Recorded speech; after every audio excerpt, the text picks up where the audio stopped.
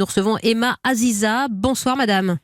Bonsoir. Vous êtes hydrologue. Cette sécheresse est-elle d'abord la conséquence directe de la canicule, des canicules de cet été ? Alors, ce qui est certain, c'est que les canicules n'ont fait qu'aggraver une sécheresse qui était en train de s'installer. Donc, il y a eu deux niveaux. Il y a eu premièrement un déficit pluviométrique extrêmement important depuis le printemps et qui dure maintenant, effectivement, accru par les deux phénomènes de canicule qui ont augmenté le flux évaporatoire de manière conséquente et donc fait plonger la France dans un état de sécheresse beaucoup plus grave, beaucoup plus rapidement. Dans quel état sont les nappes aujourd'hui ? Est-ce qu'on a déjà un point de vue ? On a des points d'eau qui sont taris ? Est-ce qu'on a déjà constaté l'étendue des dégâts ? Alors oui, effectivement, on constate un petit peu partout en fait ce qu'on en appelle ces niveaux d'étiage, c'est-à-dire les niveaux des plus bas, que ce soit des rivières, donc des niveaux superficiels ou au niveau profond. Il commence à y avoir vraiment une réelle souffrance au niveau des sols. On en parle avec le cas des cultures et de l'agriculture qui est le premier directement concerné, mais pas que, puisqu'on a vu qu'il y avait une adduction en eau potable aussi qui était de plus en plus compliquée.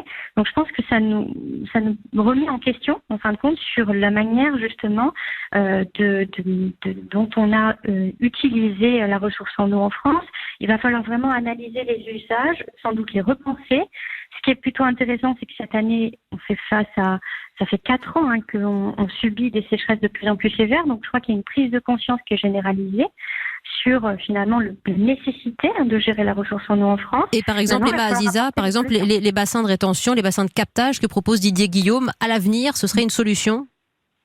Ça peut être qu'une solution partielle, parce que si vous voulez, il va y avoir un effet, effectivement, le fait de capter ces eaux de pluie dans les retenues collinaires, ça va permettre effectivement de restituer de manière contrôlée cette eau. Le problème, c'est que on l'a déjà testé dans des pays semi-arides comme la Tunisie, et on a vu qu'il y avait notamment d'autres problèmes qui se posent derrière, notamment la question de la gestion. Et donc, s'il y a une mauvaise gestion de ces réserves et que de la même manière, on a l'impression de ne pas être en manque et qu'on utilise ces réserves, à un moment donné, on repousse le problème un peu plus loin, mais finalement, on fait que reculer pour mieux sauter. S'il ne pleut pas, Emma Aziza, ou s'il pleut très peu selon les régions dans les jours qui viennent, combien de temps faudra-t-il attendre pour que les nappes se rechargent et que l'eau revienne dans les champs ?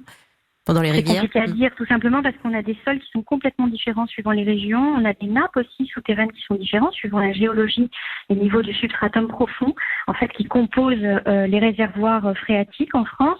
Donc, chacun va avoir sa sensibilité et sa manière de répondre. Ce qui est sûr, c'est qu'il va falloir une modification en profondeur de la manière de gérer les ressources en eau, que ce soit les pratiques agricoles, repenser la manière de conserver l'eau. On a vu par exemple que la distribution de mousseurs, de moyens qui permettaient de réduire l'utilisation de l'eau potable a été extrêmement appréciée dans certaines régions en France. Il faut absolument les mettre en place partout et que ça devienne nécessaire et avoir des politiques incitatives, si vous voulez. Merci beaucoup Emma Aziza pour vos précisions ce soir pour Europe 1.